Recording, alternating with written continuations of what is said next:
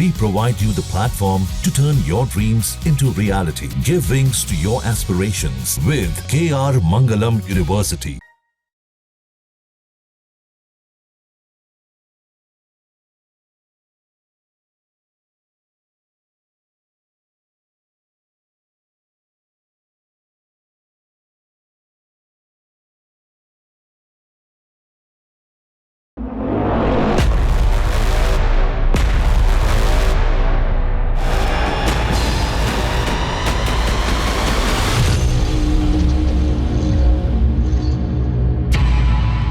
तो ऑपरेशन पाखंड सच की पड़ताल में ब्रेक के बाद एक बार आप सभी का बहुत बहुत स्वागत है। ऑपरेशन पाखंड में आज बात हो रही है अनिरुद्धाचार्य के बयानों को लेकर। क्या उनके बयान समाज में विवाद पैदा करने का काम करते हैं?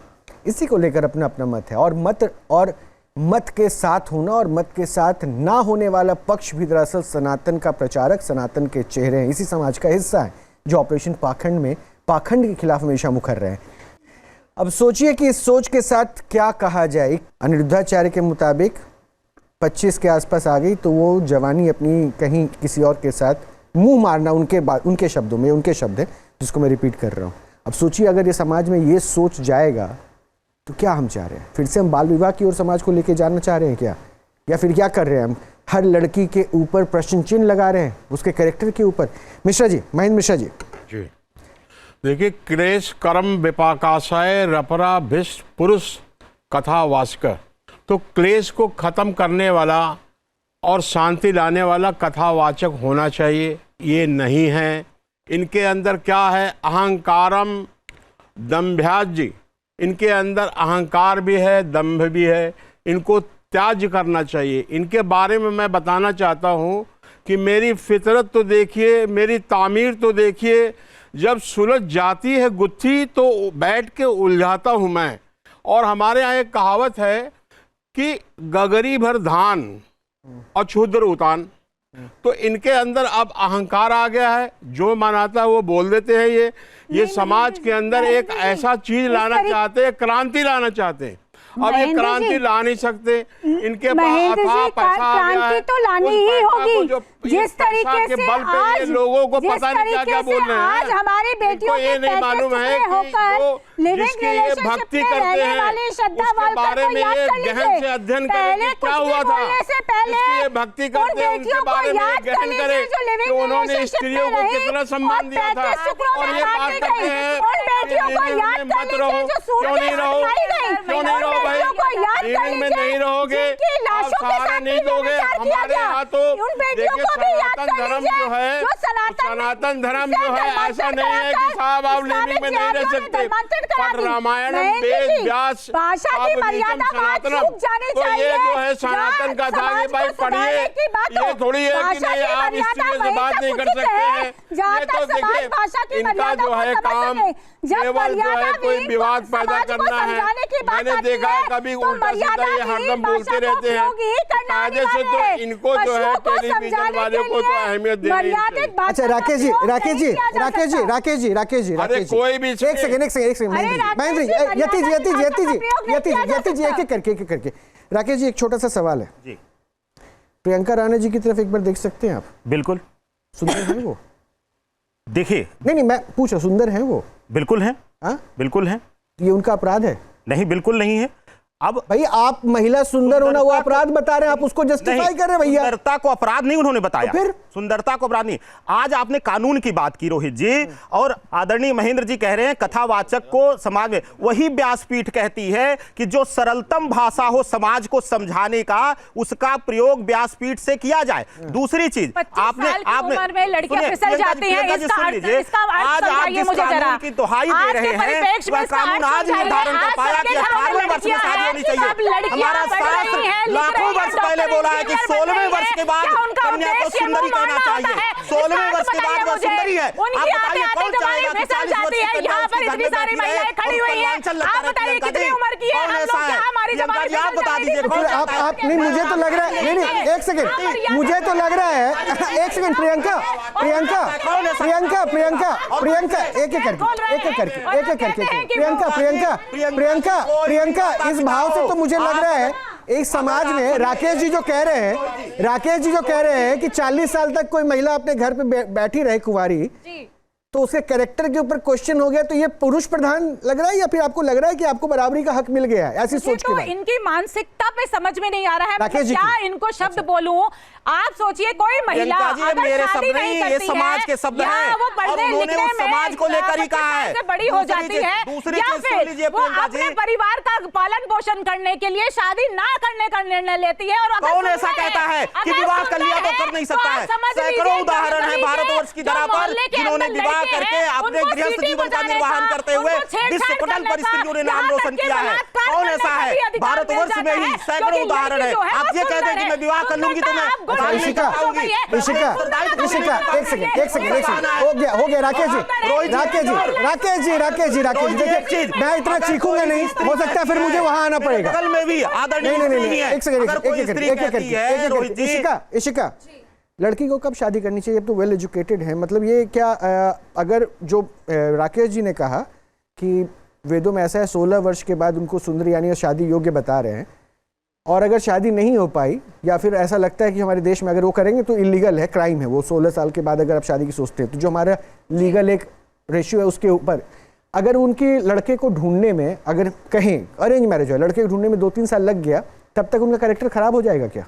देखिए, लड़की को तब शादी करनी चाहिए जब उसको लगे कि उसको शादी करने के लिए फिर तो अनुरुद्धाचार्य के मुताबिक जो राकेश जी कह रहे हैं उसके पूरी बात तो बोलने दीजिए रोहित जी, मेरे को पूरी बात तो बोलने दीजिए। एक सेकंड, अब उनको पहले बोलने दीजिए जी।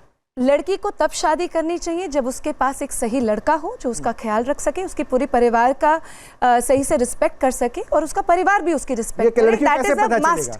और जब वो लीगल उम्र की हो, चाहे जब एक सवाल छोटा-छोटा, इशिका, एक छोटा-छोटा सवाल मैं पूछता जाऊंगा आपके साथ, आप ही को बोलना है। लड़की को ये कैसे पता चलेगा कि वो लड़का उसका ख्याल रख सकता है? वो टेस्ट कैसे होगा? तो उसके लिए टेस्ट ड्राइव की जरूरत नहीं होती है। और दूसरी चीज जो टेस्ट ड्राइव वाली बात हो रही है, एक सेकंड मुझे बोलने दीजिए,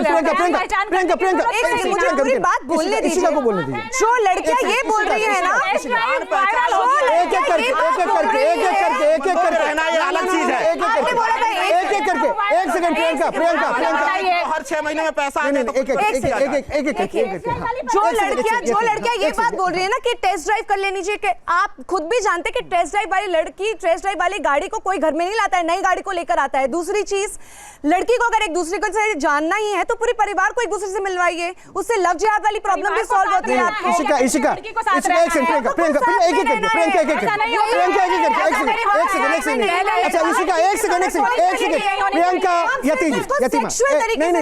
पहले बात तो मैं बड़ा स्पष्ट कर दूं, इशिका एक बात तो स्पष्ट कर दूं, लड़की को कोई टेस्ट ड्राइव गाड़ी नहीं कैलकुलेट कर सकता। जो बात आपने कही कि टेस्ट ड्राइव ये वो लड़की को लेकर ऐसे नहीं, ऐसा नहीं, इसको तो खैर मैं यहाँ कंडेम कर दूं।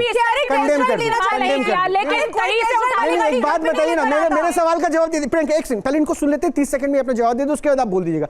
क्या लड़की, हो सकता है उसके घर में परिस्थितियां जो भी हो, लड़का उसके लिए ढूंढा जा रहा हो, जो कहा जाता है कि माता पिता उसके लड़का ढूंढेंगे, जो आप लोग सनातन को प्रचार करते हुए बोलते हैं, अगर ऐसा कुछ हो रहा हो और उसकी आयु 24-25 वर्ष हो गई, हो सकता है आर्थिक कारणों में कुछ भी हो, तब क्या उसको यह माना जाए कि उसने अपनी जवानी में जो है कुछ ऐसा गलत कर दिया जो समाज में जो है उसके खिलाफ अलग शब्द बोला जाए, जो अनिरुद्धाचार्य कह रही है? इसको आप सही कहेंगे? देखिए, मैं शब्दों के हमेशा से अगेंस्ट रही हूँ, रही है ना, रही हूँ, पर विचार बिल्कुल सही है कि लिव इन हमारी सोसाइटी को पूरी तरह से डिस्ट्रॉय कर रहा है और हम वो बिल्कुल भी नहीं चाहते हैं। और क्योंकि आज बातें हो रही हैं तो अब इसके बारे में कोई लड़की आगे बढ़ने में शर्म करेगी।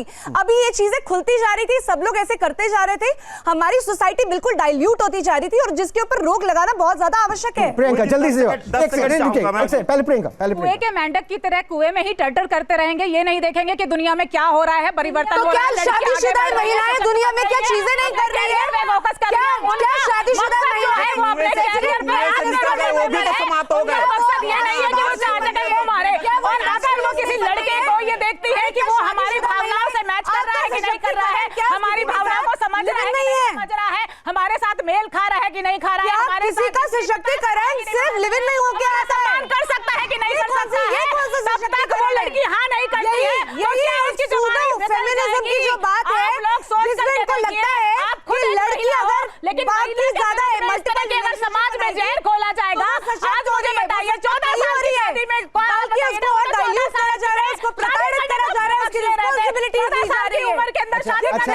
काम करता हूँ, सुनिए ना, एक काम कर रहा हूँ। इशिका,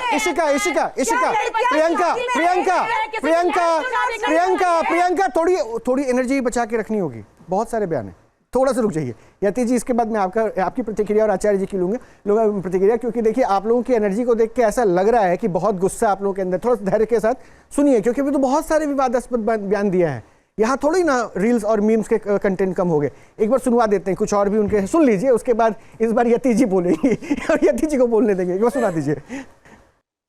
अब ये बातें अगर ऐसी बातों को रखेंगे सनातन के जानकार होके, तो मुझे लगता है कि शायद सनातन को मतभेद ही नहीं, लोगों से दूर करने की भी कवायद होगी।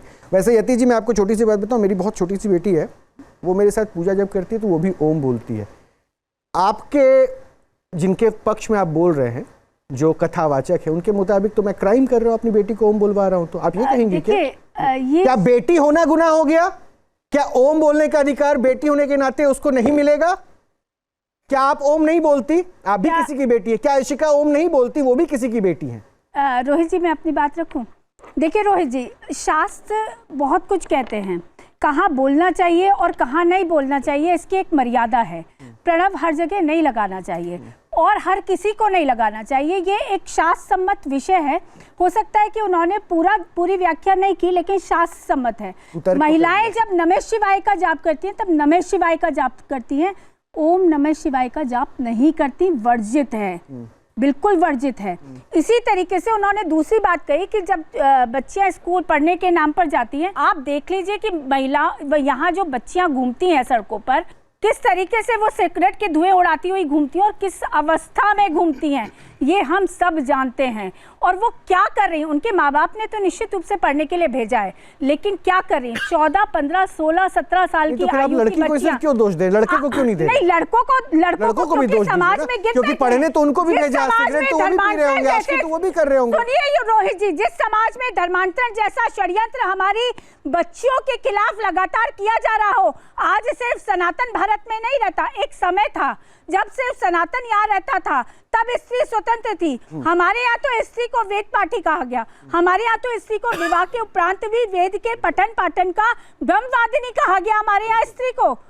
और आप बात करते हैं कि हमारी स्त्री आचार्य जी, लेकिन मुझे जवाब नहीं मिला, ये बातें ठीक है, आपने सारी बातें जोड़ दी, जो सनातन के लिए चुनौती बन रही है, लेकिन बुनियादी तौर पे उस प्रश्न का उत्तर नहीं मिला कि अगर ये बातें सही भी है तो उसका बोलने का भी एक सही तरीका होना चाहिए। आचार्य राज मिश्रा, सबसे पहले मैं दो चीजें कहना चाहूंगा। एक तो सबसे पहली बात, मैं लिविंग पक्ष में नहीं हूं, लेकिन मैं एक बात के और भी पक्ष में हूं कि यदि कोई स्त्री बर्बाद हो रही है तो उसमें पुरुष के बिना हाथ हुए वो स्त्री बर्बाद नहीं हो सकती है।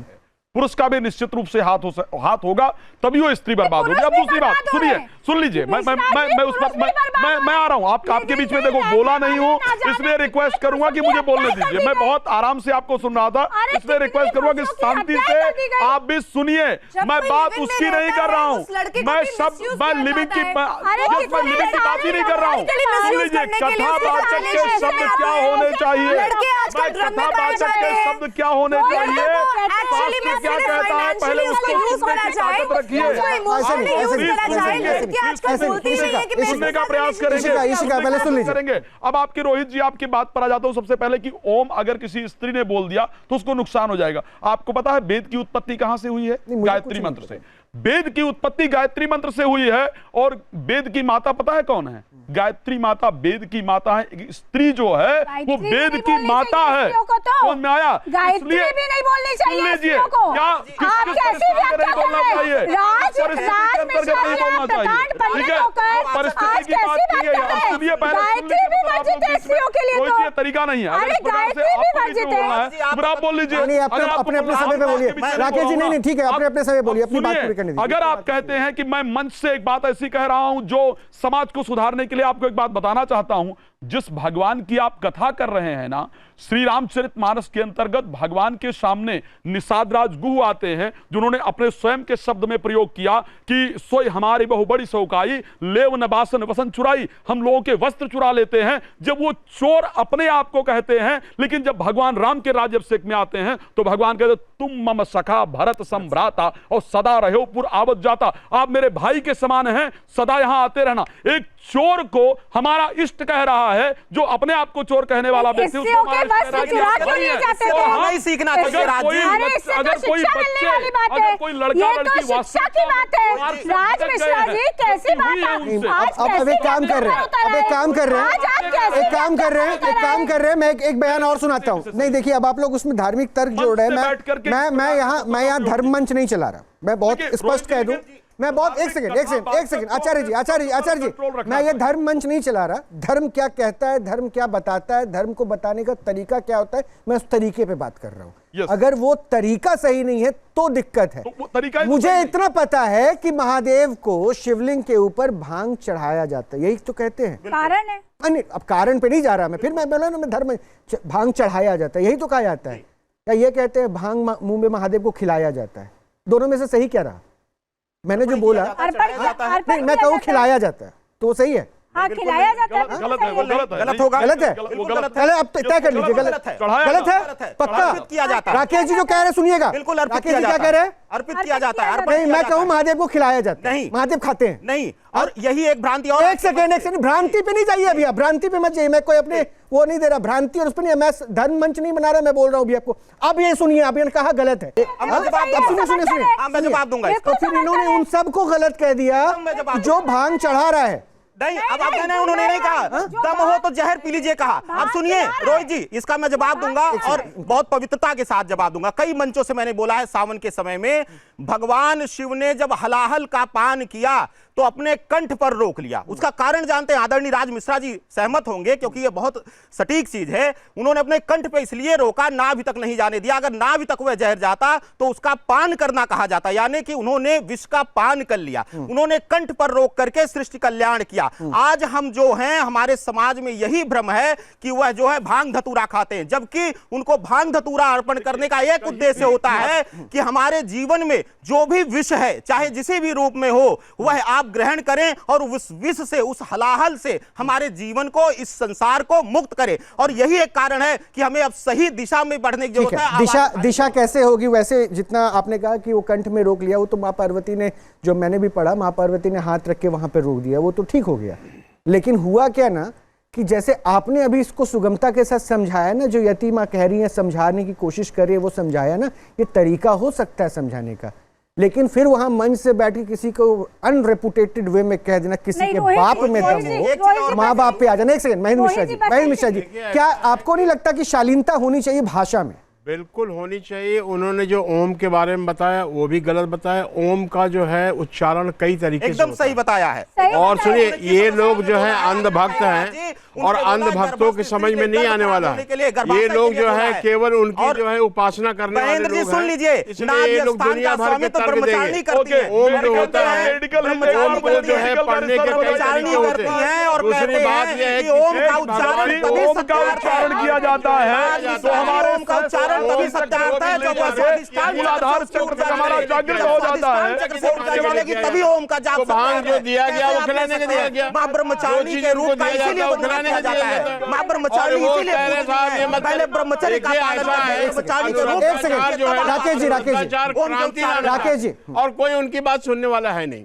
अनुराधाचार्य चाहते हैं उनकी बात सुनने वाले बहुत हैं। अगर उसको उनकी बात सुनने वाले ही तो बहुत है। मंच पर बैठ करके उनका अनुसरण नहीं करते, वहां पर भी हमसे आपसे ज्यादा पढ़ी लिखी महिलाएं और पुरुष मौजूद थे, और अगर वो अनुपालन कर रहे हैं तो वो समझ रहे हैं। अनुराधाचार्य जी क्लियरिटी से बागेश्वर धाम बनना चाहते हैं। में go but you go forever. कौन सी धर्म को समझने के लिए, चूंकि आपने इस धर्म को एक सेकंड बस मेरा आखिरी 2 मिनट बचे, धैर्य से बस प्रियंका और ऋषिका को अपना पक्ष रखने दे दीजिए। बुराई नहीं है। एक सेकंड यति जी, आचार्य जी, फिर मैं ऐसे ही थैंक यू कर दूंगा। फिर नहीं, एक सेकंड, आप लोग शो को डिरेल कर रही हैं। इशिका, जब आप इस सनातन के साथ, एक सेकंड मिश्रा जी, एक सेकंड यतिमा, बस नहीं यतिमा, एक मिनट हो गया यतिमा, एक बार इशिका को एक बार सुन लेते हैं, उसके बाद इशिका मुझे सिर्फ इतना बता दीजिए कि आपको अध्यात्म से जुड़ाव जो था वो बचपन से था या धीरे धीरे फिर आप जब जानने लगी तब फिर जुड़ाव बढ़ गया? दोनों तरफ से। पहले मैं हमेशा उसकी सरलता ने आपको, उसके बाद मैं रिलीजन में ज्यादा आती गई। उसकी सरलता ने आपको अपनी ओर खींचा या फिर क्या था? उसके बड़प्पन ने मेरे को अपनी ओर खींचा कि कितने ज्यादा हम सनातनी हमेशा समावेशी रहे हैं, उसने मुझे खींचा। अच्छा, बड़प्पन कैसे दिखता है? कैसे दिखता बड़प्पन कैसे महसूस होता है आपको? जब हम उनकी सोच को, उनकी किस तरह कैसी सोच को? कि हम हमेशा समावेशी रहे, हमेशा एक मंच पर बैठ के एक महिला को कुत्ते और बिल्लियों से अगर कंपेयर करें तो ये सोच दिखती है क्या? आप अगर देखिए, कभी भी जब संत एक बात बोलता है या कथावाचक भी एक बात बोलता है तो वो पूरा एक कॉन्टेक्स्ट में बात करते हैं और वो लंबी बात होती है। उसको काट के जब हम 90 या 30 सेकंड की रील बना देते हैं वो आउट ऑफ कॉन्टेक्स्ट हो जाता है। मैंने बहुत जगह पे अनिरुद्ध आचार्य जी का उनकी शब्दों के अगेंस्ट खड़ी रही जब उन्होंने बोला कि भाई विमेन के लिए वो गलत बोलते हैं। फिर जब मैंने पूरी बात सुनी तो मुझे पता लगा कि उन्होंने मेन विमेन दोनों के लिए बात समझा। प्रियंका, आपने 30 सेकंड के क्लिप से जो है माइंडसेट तैयार किया जो यशिका, प्लीज अभी इंटरप्ट कोई मत कीजिएगा, प्रियंका और यशिका को बात करने दीजिए, उसके बाद मैं यति जी के पास आऊंगा। प्रियंका सुनिए, 30 सेकंड की क्लिप मत देखिए, उस कॉन्टेक्स्ट को समझ नहीं रहे हैं इसलिए उनके भाव में आपको दिक्कत दिख रहा है। जी बिल्कुल, और जिस तरह की बात कर रहे हैं और हम सनातन की बात कर रहे हैं तो इस तरह से तो पूरी दुनिया ही कंफ्यूज होने जा रही है, क्योंकि वो तो ये भी कहते हैं कि मुंह पर गोबर लगाओ, उससे आपकी सौंदर्य जो है बढ़ जाएगा। दूसरी तरफ वो कहते हैं कि आप श्रृंगार मत कीजिए, अगर श्रृंगार करेंगे और बाहर जाएंगे तो छेड़छाड़ हो सकती है, फिर कपड़ों पर टिप्पणी हो जाती है, फिर न जाने कहाँ कहाँ आपने रिश्तों पर बात लेकर आए। और हाल ही में अब तो वो डॉक्टर साइंटिस्ट भी बन गए हैं। अब तो उन्होंने थोड़े दिन पहले ये भी कहा है कि जो बच्चे हैं वो कैसे ताकतवर और बलवान बने, किस तरह से चश्मा और बाल सफेद हो जाते हैं, उस पर भी उन्होंने ज्ञान बिखेरना स्टार्ट कर दिया है। और किस तरह से, अब आप बताइए कि ये सारी चीजें जब डॉक्टर और साइंटिस्ट की बातें वो अपने मुंह से बोलेंगे और उनके जो पुराने प्रवचन हैं वो आप सुनेंगे तो कोई मैच नहीं खाता। यहाँ पर उन्होंने एक और दे दिया कंट्रोवर्शियल स्टेटमेंट कि अब ब्राह्मण है तो ब्राह्मण से ही शादी करे। आप मुझे बताइए, यहाँ हम जातिवादी से लड़ रहे हैं, यहाँ पर हम देश को एकता में जोड़ने की बात कर रहे हैं, लेकिन आप क्या बात कर रहे हैं? आप देश को तोड़ने की बात कर रहे हैं। जल्दी से इशिका, जल्दी से कमेंट कीजिए उसके। आप कहेंगे मैं पेट्रियार्कल माइंडसेट के बिल्कुल खिलाफ हूं, तोड़ेंगे साइंस के नाम पर। आप प्रियंका सुनिए, प्रियंका मेरे पास आखिरी कुछ मिनट बचे, सबका कमेंट लेना। देखिए, मैं किसी व्यक्ति के बारे में नहीं बोलने आई हूं, मैं सोच को डिस्कस करने आई हूं। मैं पेट्रियार्कल माइंडसेट के बिल्कुल खिलाफ हूं। विमेन एम्पावरमेंट हमें विमेन को सशक्त करके ही मिलेगा। और दूसरी चीज, हम कभी भी पूरे चरित्र निर्माण का बोझ और क्या कहते हैं पूरे परिवार का बोझ सिर्फ एक लड़की के ऊपर, एक महिला के ऊपर नहीं डाल सकते हैं। जब जब उन्होंने पेट्रियार्कल बातें बोली हैं अपने मन से, वो बहुत ही सुंदर मंच है, उसकी मर्यादा उनको रखनी पड़ेगी और सही बातें बोलनी पड़ेगी। लेकिन मैं लिव इन के बिल्कुल खिलाफ हूं। वो स्लो पॉइजन ठीक है, आपकी बात जो है, आपका अप्रोच है लिव इन के खिलाफ है, आप वो रखिए खुला, इसमें तो आपका कोई रोक ही नहीं सकता मत, लेकिन आपका अपना बोलने का तरीका है जो मुझे लगता है कि लोग अपने हिसाब से एक्सेप्ट करें। लेकिन मैं क्या कह रहा हूं, अगर वो आज मैं उनकी भाषा के बिल्कुल खिलाफ हूं, लेकिन बस मुझे यही समझना था, मैं बस यही समझना चाह रहा था, बात कर रहे हैं ताकि ये बात, मैं यही समझना चाह रहा था कि वो जो बोल रहे हैं सोच क्या है। अगर ये बातें अगर आज उन्होंने इतनी कंट्रोवर्शियल बता देंगे कि भाई कौन चरित्रवान है और कौन चरित्रवान नहीं है, कैरेक्टर सर्टिफिकेट देने का अधिकार आपको कौन दे रहा है? किसी भी महिला को एक सेकंड, यति वो इतने कंट्रोवर्शियल तरीके से ये बात नहीं बोलते ना तो आज ये चर्चा नहीं होती। अच्छा, मुद्दा ये बढ़ता ही नहीं। सोसाइटी आज सोसाइटी इसको नॉर्मलाइज, और मुझे लगता है इसमें एक पॉइंट और जोड़ देता हूं। यतिमा एक सेकंड हो गया। यशिका, यति जी मुझे लगता है एक बात और बोल इसमें जोड़ा जा सकता है। उनके मुताबिक जो भी सेलिब्रिटी हैं, फिल्म स्टार्स, वो तो सारे बेकार हैं, फिल्में नहीं देखनी चाहिए, वो सोसाइटी को खराब करती है, उस मंच को तो बिल्कुल नहीं छूना चाहिए जहां से वो गंदगी परोसते हैं। वो कहते हैं पूरे मंच पे लोगों के बीच में ये मनोभावना लाते हैं और खुद चले जाते हैं बिग बॉस के सेट पे। तब नहीं सवाल पूछा जाए। दूसरी तरफ एक पहलू और है, इसको आप 30 सेकंड में समझा दीजिएगा। अभी इन्होंने कहा जातियों में कहते हैं कि बांटने का बयान वो देते हैं कि नहीं अपनी जाति देखकर शादी करो। दूसरी तरफ बागेश्वर वाले बाबा जब यात्रा निकालते हैं तो वो कहते हैं जातियों में मत बटो, हिंदू बन के, सनातनी बन के इकट्ठे हो जाओ। तो किसको सुने, जरा ये स्पष्ट कर पाएंगे? अच्छा, रोहित जी दोनों को सुनना चाहिए, क्योंकि जो फिल्मों को गाली दें और उसके बाद उसी मंच पे चले जाए। नहीं, मैं बात करूं अगर आप इजाजत दे तो। देखिए रोहित जी, दोनों को सुनना चाहिए। एक तरफ वो है जहां विवाह संस्कार है, विवाह संस्कार आपके जैसे जीवन में आपने संस्कार अपने माता पिता से पाए, जो रिचुअल्स देखे उनके अनुरूप आप आगे बढ़े, तो वो बहुत अच्छी बात है। ये जरूरी नहीं है, अंतरजातीय विवाह इस देश में कभी भी प्रतिबंधित नहीं रहा और इस संस्कृति में कभी भी प्रतिबंधित नहीं रहा। लेकिन आज जब मैं लगातार इस बात को आपके मंच से उठा रही हूँ कि जब हमारी बेटियां इस्लामिक जिहादियों के चंगुल में फंस जाती हैं, तो एक दिशा देनी आवश्यक हो जाती है।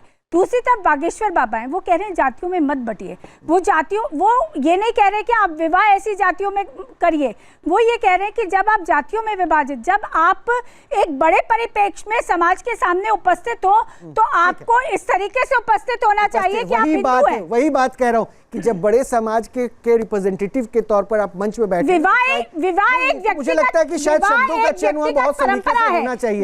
ऐसा तो नहीं कि फिल्म स्टार को मेरे साथ मेरे स्टूडियो में बैठकर वो गाली दे रहे हैं और 15 दिन बाद वो बिग बॉस के मंच पे पहुंच गए। आचार्य जी, अब 20 सेकंड सबको दो। रोहित जी 20 सेकंड। यति जी ने बिल्कुल ठीक कहा कि हाँ, शब्दों लोगों को सुधारना चाहिए। आज लोग कन्वर्ट करने का प्रयास कर रहे हैं, लव जिहाद चल रहा है, लेकिन उस लव जिहाद से बेटियों को बचाने के लिए आप कुत्ते कुतिया का उदाहरण देंगे तो उनको और मौका नहीं कर सकते ना। तो ये उदाहरण आप नहीं दे सकते।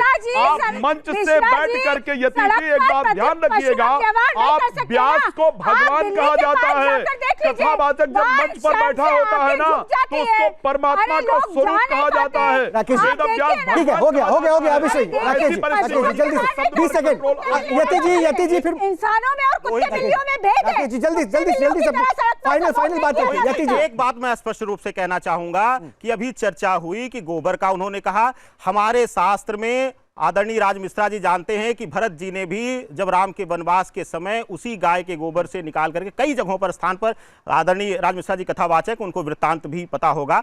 दूसरी चीज यह है कि अभी हम लोग जो चीजों का विरोध करें, हमें गोबर का देश कहा जा रहा है, विदेशों में अपनाया जा रहा है सूर्य के विकिरण से बचने के लिए। दूसरी चीज, आप बताइए, कोई विरोध करने के लिए नहीं बैठा है भाई। नहीं सर, समय नहीं है, जल्दी खत्म कीजिए अपनी बात। वही के कथा के लिए कहा गया है। आपने कहा रामचरितमानस का उद्देश्य संस्कृत भाषा में पहले तुलसीदास जी ने लिखना शुरू किया, लेकिन प्रभु की ब्रह्मवाणी के बाद उन्हें कहा गया सरलतम भाषा में रखिए। और व्यासपीठ कहती है कि सामाजिकता में, व्यवहारिक जीवन में जिससे लोगों को सीख मिले वह भाषा प्रयोग। ऐसे मंच से फिर क्या समझे जी? मैं ये कहना चाहता हूँ, वो मतलब बोलते क्यों? मीम्स बनने के लिए? बिल्कुल, वो बोलते हैं अपना नाम करने के लिए, विवाद में रहने के लिए और पैसा कमाने के लिए। वो बोलते हैं, वो कह रहे हैं उनको पैसा चाहिए और इसके लिए वो विवाद में रहते हैं ताकि उनकी तरफ लोग ध्यान आकर्षित करें और उनके पास पैसा है। बस उनका ध्येय एक ही है कि विवाद में। चलिए, बहुत शुक्रिया मिश्रा जी, बहुत शुक्रिया तमाम मेहमानों का हमारे से जुड़ने के लिए। लेकिन एक बात जरूर है कि इस मंच पर पहली बार हमने ये भी देख लिया कि सनातन के वो चेहरे सनातन के दो धूर पर लड़ाई कर रहे थे, ऐसे पक्ष पे जिस पर एक कथावाचक जो अपनी बात रख रहा है वो सही है या नहीं, उसका तरीका सही है या नहीं। लेकिन फिर मैं यही कहूँगा, उन्होंने क्या कहा और आपने क्या सुना, उसके मायने आप बेहतर समझ सकते हैं। मंचों पर विवाद हो सकता है, उनकी भाषा शैली को लेकर विवाद हो सकता है, लेकिन उसका अर्थ या अनर्थ दिख रहा है वो तय आप कीजिए। लेकिन आप सचेत तो रहिए ही, समझदार तो बनिए ही, विश्वास सिर्फ ऊपर वाले पे रखिए और अपना ध्यान रखिए। बहुत बहुत शुक्रिया आप सभी का जुड़ने के लिए और आप सभी का ही बहुत बहुत शुक्रिया। नमस्कार।